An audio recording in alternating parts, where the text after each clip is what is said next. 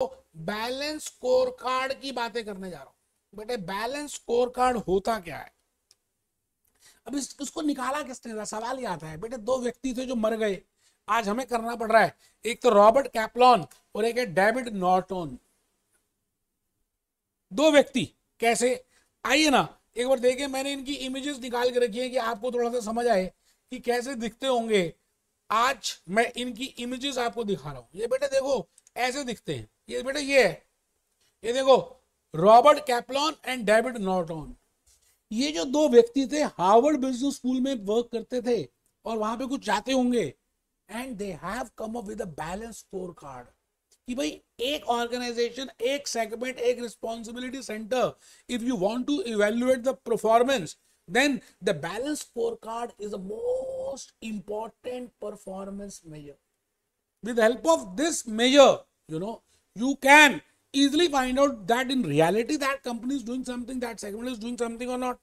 So let's start बेटे। Balance score card में मैंने आपसे कहा कि आपको सबसे पहले रजिस्टर ओपन करना है। आज लेक्चर 5 है, लास्ट लेक्चर है सेक्शन सी का। मैं आज आपको हॉक से भी दिखाऊंगा। रॉबर्ट कैप्लॉन और डेविड नॉर्टन, ये दो व्यक्तियों की फोटोज मैंने दिखा दी। They have introduced the concept of balance score card. मैंने कहा ना बैलेंस स्कोर कार्ड, नेम ही क्या कह रहा है कि फाइनेंस तो क्या कमाया, पैसा तो बहुत कमाया, क्या बाकी चीजें भी कमाई? क्या ऊपर थोड़ी लेके जाना पैसा बेटे, कफन में तो जेब भी नहीं होते। तो balance score card gives weightage to financial measures as well as to non-financial measures. आप इंसान कैसे हो, आप प्यार से बात करते हो या गुस्से में बात करते हो? ठीक है आपके पास पैसा नहीं है, but what are the other measures? तो हम उससे भी जज करेंगे आपकी परफॉर्मेंस। तो आप लिखना स्टार्ट कर दें। बैलेंस स्कोर कार्ड के दो पहलू, financial measures and non financial measures. बेटे जो फाइनेंशियल होते हैं ना उनको लैगिंग इंडिकेटर्स कहते हैं, बिकॉज वो ट्रांजैक्शंस हो चुकी है, वो हादसा हो चुका है, वो ट्रांजैक्शन इवेंट हो गया है, and you are doing entry for that, and you are preparing income statement for that, you are preparing a balance sheet for that, you are calculating the income for that, you are calculating ROI for that, you are calculating regular income for that. लेकिन वो सब कुछ हो चुका है, that is past tense. But जो non financial indicators होते हैं ना, वो बेटे आपके फ्यूचर, आपके भविष्य को इंडिकेट करते हैं। तो मैंने कहा non financial indicators are leading indicators and financial indicators are lagging indicators. बड़ी सिंपल सी बात है, रॉबर्ट कैप्लॉन और डेविड नॉर्टन ने ये वर्ड यूज किया। Each company needs to develop its own set of matrices, because सभी के अपने स्ट्रेंथ, वीकनेस, अपॉर्चुनिटी, थ्रेट्स होती है।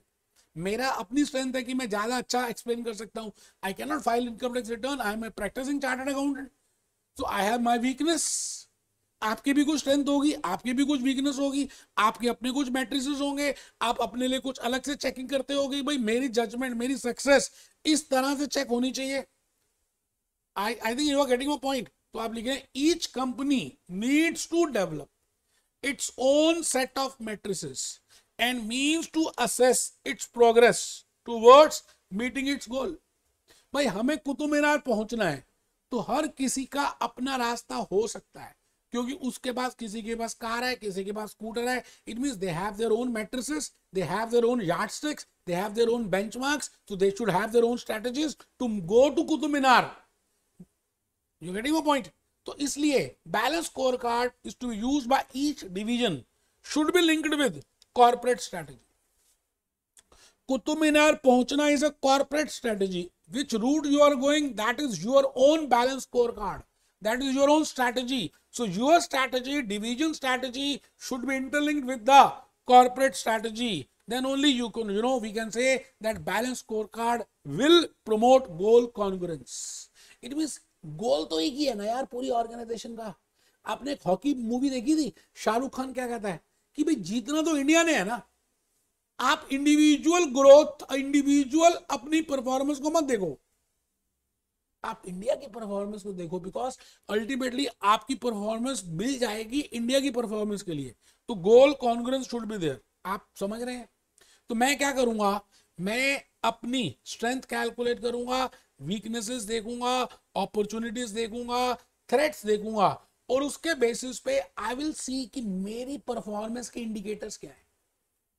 It means every person, every organization, every segment, every division, every department, every center may have their own strength, may have their own weakness, may have their own opportunities, may have their own threats. कुछ भी हो सकता है उनका अपना अपना. हमें अब ये चेक करना है कि जो उनका स्ट्रेंथ है, जो उनकी वीकनेस है, जो उनकी अपॉर्चुनिटी है, जो उनकी थ्रेट है, उसी के बेसिस में what are the key performance indicators. ऐसे कौन से इंडिकेटर्स हैं जो उनकी परफॉर्मेंस को इंडिकेट करते हैं.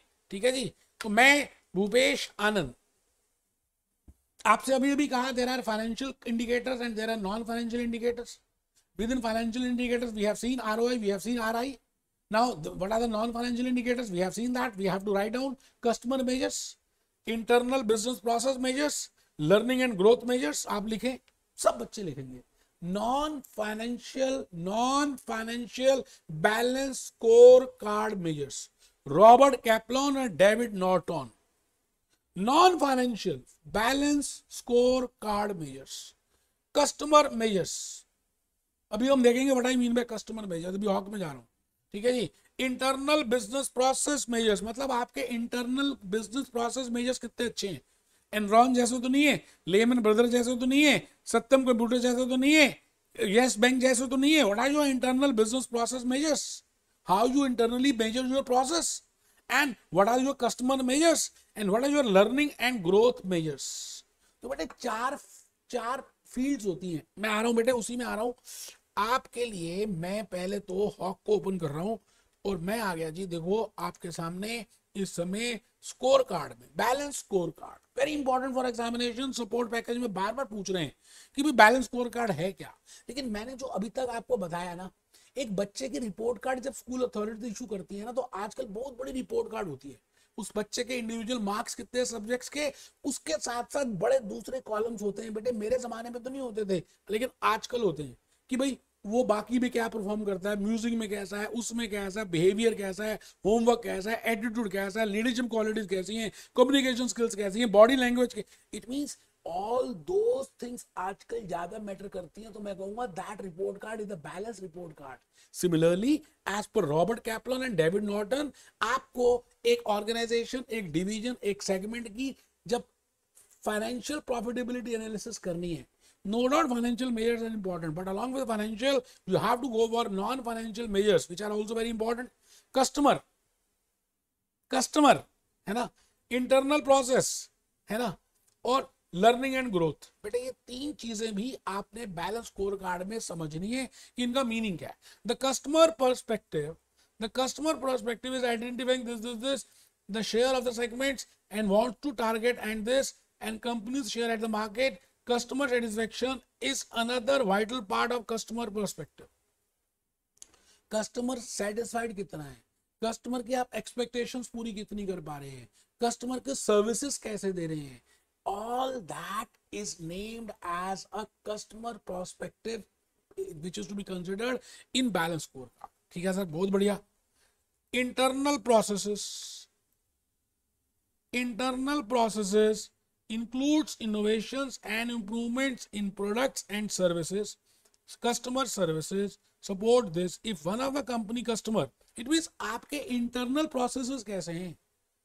ठीक है, फाइनेंशियल की बात कर रहे हैं. बैलेंस स्कोर कार्ड इन सभी चीजों को एक्यूमुलेट करता है. तो आपने ये थोड़ा सा पढ़ना है. आई थिंक मैंने आपको एक आइडिया दे दिया कि मतलब है क्या. फाइनेंशियल प्रोस्पेक्टिव तो ये ठीक है, customer prospective, internal process prospective and learning and growth prospective.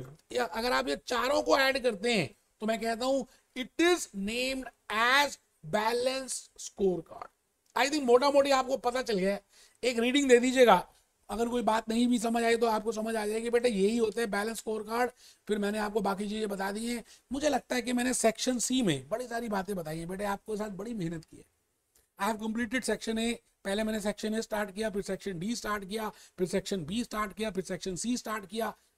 अभी मेरे को 2 सेक्शंस और करने हैं. They are very easy, very small sections. तो मैं भूपेश आनंद आज आपके सामने आपसे सेक्शन सी में अलविदा लेता हूं. क्वेश्चंस डिस्कस करेंगे, हम देखेंगे, आप प्रैक्टिस करें, फिर मैं आपके साथ आऊंगा. Be happy, be jolly, B